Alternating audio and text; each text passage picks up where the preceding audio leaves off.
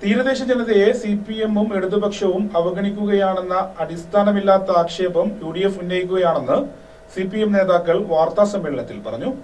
Majestic jewellers, Tirur, gold, diamonds, silver and watches, celebrating 50 years. ഈ പൊന്നാനിയുടെ ചരിത്രത്തിൽ, UDF-ന്റെ ചരിത്രത്തിൽ എന്നെങ്കിലും എപ്പോഴെങ്കിലും എവിടെയെങ്കിലും തീരപ്രദേശത്തൊരു പ്രതിനിധിയെ ഉത്തരവാദിത്തപ്പെട്ട ഒരു സ്ഥാനത്തേക്ക് ഉയർത്തി കൊണ്ടുവന്നിട്ടുണ്ടോ? ഇല്ല എന്ന് ഖണ്ഡിതമായി പറയാൻ നിങ്ങൾക്ക് അന്വേഷിച്ചാൽ മനസ്സിലാവും, അനുഭവമുള്ളവർക്കറിയാം. അതേ സമയത്ത് തുടർച്ചയായി ഇവിടെ അനിൽ പറഞ്ഞു ഇമ്പിച്ചു ബാബയുടെ കാര്യം.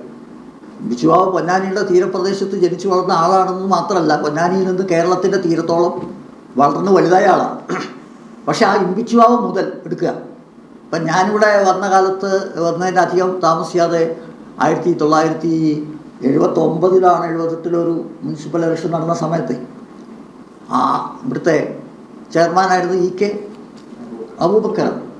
പിന്നീട് ജില്ലാ കൗൺസിലിലേക്ക് ഫാത്തിമ ടീച്ചർ മത്സരിച്ചു. പിന്നീട് മുനിസിപ്പൽ ചെയർപേഴ്സണായിട്ട് ഫാത്തിമ ടീച്ചർ വന്നു. പിന്നീട് ഇപ്പോൾ മുനിസിപ്പാലിറ്റിയുടെ മാത്രം പറയാച്ചാൽ ഇപ്പോൾ തൊട്ട് മുമ്പുള്ള മുനിസിപ്പൽ ചെയർപേഴ്സൺ ശിവദാസനായിരുന്നു. ഇനി അങ്ങോട്ട് പോയാലോ, വെളിയങ്കോട് പഞ്ചായത്തിൻ്റെ വൈസ് പ്രസിഡൻ്റായിരുന്നു TMC. മറ്റേ പെരുമ്പടപ്പ് പഞ്ചായത്തിൻ്റെ പ്രസിഡന്റും പെരുമ്പടപ്പ് ബ്ലോക്ക് പഞ്ചായത്തിൻ്റെ 2 തവണത്തെ പ്രസിഡന്റുമായിരുന്നു EG നരേന്ദ്രൻ. ഞാൻ പറയുന്നത്, ഞാൻ മുനിസിപ്പൽ ചെയർമാൻ വൈസ് പ്രസിഡന്റായിരുന്നു AA ബ്ലോക്ക്. ഇതേപോലെ ഏതെങ്കിലും ഒരാളുടെ പേര്, അതെ, ഇപ്പോഴത്തെ പെരുമ്പടപ്പ് പഞ്ചായത്തിൻ്റെ വെളിയങ്കോട് പഞ്ചായത്ത് പ്രസിഡന്റ്. അപ്പോൾ തുടർച്ചയായി ഈ ഇടതുപക്ഷമാണ് തീരപ്രദേശത്തെ ജനങ്ങളെ അവരുടെ പ്രശ്നങ്ങൾ നന്ദൻ വിശദീകരിച്ചു. പൊന്നാനിയുടെ ഈ കടലോരത്തെ മനുഷ്യൻ്റെ പ്രശ്നങ്ങളെ ഇമ്പിച്ചുവാവയുടെ കാലം മുതൽ ഹൃദയത്തോട് ചേർത്ത് വെച്ചിട്ടുള്ള ഒരു പ്രസ്ഥാനവും പാർട്ടിയാണ് ഇടതുപക്ഷം. ഇപ്പോഴും അങ്ങനെ തന്നെയാണ്. പാർട്ടിയുടെ ഉന്നത നേതൃത്വത്തിലേക്ക് അവരെന്നെ വന്നിട്ടുള്ളത്, തീരപ്രദേശത്തുള്ളവരെന്നെ വന്നിട്ടുള്ളത്.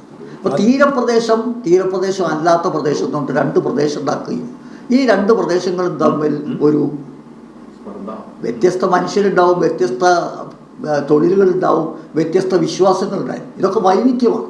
പക്ഷേ ഈ വൈവിധ്യത്തെ വൈരുദ്ധ്യമാക്കി പരസ്പരം ശത്രുതയാക്കി ഇവിടെ പറഞ്ഞതുപോലെ പൊന്നാനിയിൽ നെടുനാളായി നിലനിന്ന മതനിരപേക്ഷ സംസ്കാരത്തിൻ്റെ ഒരു മഹിത പാരമ്പര്യമുണ്ട്. ആ പാരമ്പര്യത്തെ തകർക്കാൻ ദുഷ്ട നീക്കമാണ് 4 വോട്ടിന് വേണ്ടി ഈ UDF-കാർ ശ്രമിക്കുന്നത്.